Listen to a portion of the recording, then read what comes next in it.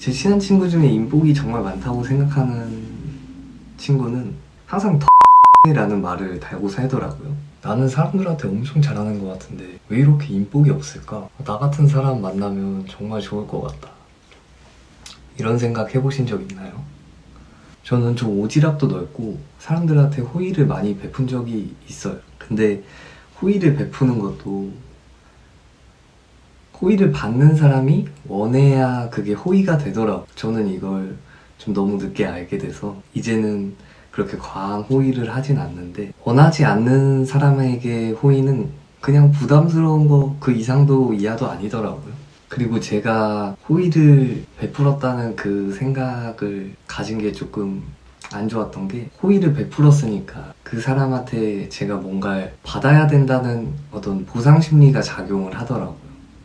내가 호의를 이 정도 베풀었으니까 너도 나한테 이만큼, 정말 이만큼 아니어도 조금은 줘야 되는 거 아니야? 이런 생각도 하게 되고, 부끄럽지만 잘 생각해보면 정말 호의도 있었지만 그 사람에게 제가 원하는 어떤 게 있었을 때 좀 과한 호의를 베풀었던 것 같아요. 되게 미숙한 행동, 생각들이었죠. 오늘 영상에서는 인복이 많은 사람들의 특징을 알아보고 인간관계가 정말 쉬워지는 방법들을 알려드릴게요. 마지막 내용이 되게 중요하니까 영상 끝까지 시청해주시면 정말 감사하겠습니다. 인복이 좋은 사람 3가지 특징 중에 하나는 덕분에라는 말을 정말 자주 쓴다는 거예요. 덕분에라는 말을 자주 쓴다? 오히려 좋다라는 말을 자주 쓴다. 마틴 셀리그만이라는 긍정 심리학자가 있는데요. 감사를 표현하는 것이 상호 간의 신뢰를 단단하게 만들고, 감사와 칭찬은 자신이 존중받고 있다는 느낌을 받게 한대요. 하버드 경영대학교 교수는 직장 내에서 칭찬과 감사가 얼마나 중요한지를 연구했어요. 실험에서는 두 그룹의 참가자들에게 동일한 업무를 수행하게 했고, 한 그룹은 칭찬 및 어떤 감사하는 행동을 많이 하게 했고, 다른 그룹은 그렇지 않게 했어요. 결과적으로 어떻게 됐을까요? 당연히 칭찬과 감사를 한 그룹이 높은 생산성과 만족도를 이끌어냈죠. 제 친한 친구 중에 인복이 정말 많다고 생각하는 친구는 항상 덕분에라는 말을 달고 살더라고요. 친구가 의류 브랜드를 하고 있는데 제가 정말 많이는 아니고 정말 잠깐 도와준 적이 있어요.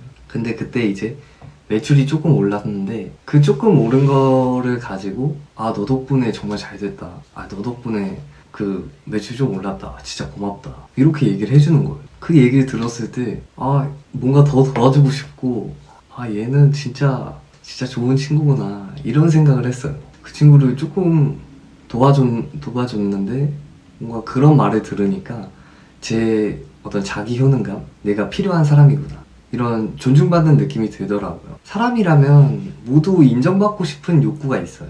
인정 욕구라고 하죠. 그리고 그 칭찬이나 감사는 그 상대방의 인정 욕구를 해소시켜줄 수 있어요. 자신의 욕구를 해소시켜준 사람과 그렇지 않는 사람에게 대하는 방식이나 이런 건 정말 완전 차원이 다르겠죠. 하지만 과도한 칭찬이나 감사는 제가 처음에 말했다시피 그렇게 좋지는 않은 것 같아요. 제가 또 이제 인복이 좋아지겠다고 친구를 따라해 본 적이 있어요. 친구를 따라야 하면서 이제 그 모든 사람들한테 이제 너 덕분이다. 너 덕분이야. 다 이렇게 했는데 그게 너무 과해지니까 실제로 그 덕분에가 아닌데도 그런 상황에도 쓰게 되더라고요. 이는 오히려 좀 진정성이 없고 부정적인 인상을 줄 수가 있어요. 그러므로 진정성 있는 칭찬과 감사 표현을 사용해야 돼요. 구체적인 이유를 제시하면 되게 좋겠죠. 만약에 제가 아까 말했던 친구한테 제가 감사를 표현하면 진짜 그렇게 얘기해줘서 너무 고맙다. 사실 그렇게까지 엄청 도와준 건 아닌데도 너가 그렇게 얘기해주니까 뭔가 더 너 도와주고 싶고 너가 진짜 잘 됐으면 좋겠다. 이런 식으로 감사 표현이나 칭찬을 해보는 거죠. 감사나 칭찬을 하는 것이 처음에는 엄청 힘들 수가 있어요. 근데 조금만 용기를 갖고 먼저 해보면 그 상대방과의 관계도 좋아지고 조금은 성장한 자신을 보면서 더 삶이 풍요로워질 거예요. 인복이 좋은 사람 3가지 특징 중에 한 가지는 내가 무엇을 얻을 수 있는지보다 내가 남한테 무엇을 줄 수 있는지를 생각하는 사람들이. 아담 그랜트의 책 기브 앤 테이크에서는 자발적인 친절과 작은 선물이 신뢰를 쌓고 관계를 강화하는 데 더 큰 역할을 한다고 해요. 연구에 따르면 호의는 상대방에게 큰 영향을 미치고 긍정적인 상호작용을 하게 되죠. 하버드 연구원들이 실시한 Pay It Forward라는 연구가 있어요. 이 연구에서 피실험자는 예상치 못한 친절한 행동을 받게 돼요. 그 후 다른 사람들한테도 친절을 베풀 가능성이 높은지 낮은지 이런 거를 측정하는 연구였는데, 친절한 호의를 먼저 받은 사람은 어땠을까요? 당연히 다른 사람들한테도 친절을 베풀 확률이 높아졌어요. 로버트 치알디니의 설득의 심리학이라는 책에는 상호성의 법칙이 나와요. 나에게 이득을 준 사람에게는 반드시 그걸 좋은 것으로 갚아야 한다. 이런 법칙이죠. 이것도 연구가 있는데, 영국의 한 자선단체에서는 투자 전문 은행가 몇몇에 찾아가요. 그리고 상당한 기부 금액을 좀 요청하게 돼요. 좀 과하게. 어떤 사람들한테는 엄청 많은, 거의 하루치 임금에 해당하는 금액을 막 부르기도 해요. 그런데 기부금을 요청하기 전에 작은 사탕을 먼저 주고서 기부금을 요청하면 기부금이 그 전보다 2배 이상 된다는 연구 결과가 있어요. 과거에 제가 고등학교 입학 첫날에 제 반에 친구들이랑 다 서먹서먹 하잖아요. 그때 이제 저는 좀 아싸여가지고 이제 눈치를 살 보면서, 누가 좀 말 안 걸어주나?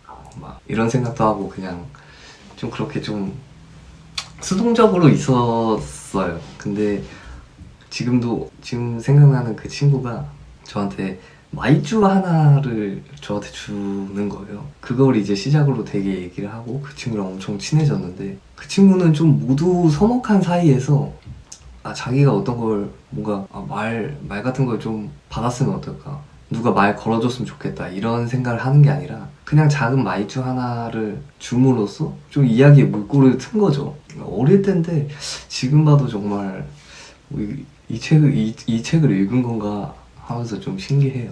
그 친구는 이제 남한테 뭔가를 바라지 않고 내가 뭘 줄 수 있는지를 먼저 생각해 본 거죠. 아직도 그때 좀 깨달음이라고 할까, 그 친구의 좋은 점이 생각이 많이 나서 요즘도 저는 어떤 모임이나 그냥 좀 간단한 좀 처음 만나는 관계에 갈 때 그냥 초콜릿이나 이런 것들을 조금 챙겨가요. 그래서 이제 먼저 나눠드리고 그러면서 이제 서로서로 친해지고 주거니 받거니 하는 거죠. 근데 하지만 또 지나친 어떤 선물이나 호의는 그렇게 좋지 않더라고요. 제가 조금 이거 아니면 저거 이런 생각을 가지고 있었던 건지, 좀 미숙한 생각을 가지고 있었던 건지 모르겠는데, 저는 또 인복을 이제 늘리려고 과한 선물을 할 때가 있었어요. 그냥 그 사람 이제 몇 번 보지도 않았는데 이제 생일날에 좀 과한 이제 선물을 갑자기 떡하니 주는 거죠. 그 친구는 이제 별로 친하다고 생각하지 않을 수도 있는데 제가 조금 과하게 행동을 한 거죠. 그러니 또 너무 과하게 하는 것보다는 이제 주변에 고마운 사람이나 친한 사람이 있으면, 친해지고 싶은 사람이 있으면 그런 사람들한테 과하지 않더라도 작은 선물을 해보는 건 어떨까요? 이제 그 선물은 뭔가 생일이나 이런 특별한 날이 아니라 그냥 문득 그 사람이 생각이 나면, 이제 뭐 요즘 뭐 메가커피 이런 거는 1,000원 얼마 하지도 않으니까, 근데 이제 그런 게 기프티콘에 있거든요. 아니면 편의점 기프티콘 1,000원짜리 2,000원짜리 바나나 우유 이런 거, 그런 거를 한번 줘보는 건 어떨까요? 인복이 좋아지는 사람 세 번째 특징은 이제 잘 받는 사람 하니까 조금 이게 무슨 말이지 할 수도 있는데, 제가 처음에 이제 얘기했던 것처럼 저는 뭔가 호의를 베풀고 이런 생각을 되게 많이 했었어요. 그러다 보니까 이제 남한테 주는 건 되게 익숙한데 받는 거를 정말 잘 못하더라고요. 저희 아빠의 얘기를 잠깐 해드리면, 좀 아빠는 좀 없이 살았을 때 이제 그때여가지고 제가 아버지 생신날에 그 이어폰을 선물한 적이 있어요. 무선 이어폰이었는데, 근데 그 이어폰을 그냥 집에 전시를 해놓으시더라고요. 절대 쓰지 않고 박스도 안 까고 그냥 새 거인 채로 그냥 그걸 계속 간직만 하고 계시는 거예요. 그걸 보고 좀 마음이 아팠죠. 그리고 아빠한테 이거 사줬는데 왜 안 쓰냐 막 이런 식으로 얘기를 했는데, 나중에 쓸 거다 뭐 이런 식으로 얘기해서 그냥 알았다 했는데, 그냥 뭔가 줬는데 준 거 같지 않은 느낌? 이제 줬으면 이거 너무 좋다 하면서 이제 끼면서 이거 너무 좋더라, 이런 노래 들었는데 이거 진짜 좋더라, 이게 줄이 없으니까 짱이더라 이런 걸 좀 주는 사람의 기대도 이제 그런 기대를 하는데 아빠는 그런 거는 없었던 것 같아요. 그러다 보니까 뭔가 선물을 주는 것이 조금 어려워지게 되고, 그럼에도 뭐 나중에 다시 주긴 하겠지만, 아무튼 저는 칭찬을 해주는 거나 뭐 어떤 선물이 아니더라도 호의 같은 것들 있잖아요. 그냥 제가 다른 사람을 칭찬하거나 뭐 호의를 베풀고 뭔가 좀 좋은 행동을 한다거나 이런 거는 되게 잘했는데, 막상 제가 칭찬을 듣거나 하면은 그렇게 잘 받지 못하더라고. 그 칭찬을 해주면 사실 마음속에서는 고래도 춤추게 한다고 하잖아요. 마음속에 너무 좋다, 너무 보람차고 고맙다 이러는데, 또 겉으로는 되게 무표정 고맙다, 그냥 이런 식으로 되더라고요. 왜냐면 뭔가 그렇게 신나는 걸 들키면 뭔가 좀 약해 보이진 않을까, 뭔가 날 좀 낮게 보진 않을까, 막 이런 생각을 가졌었던 것 같아요.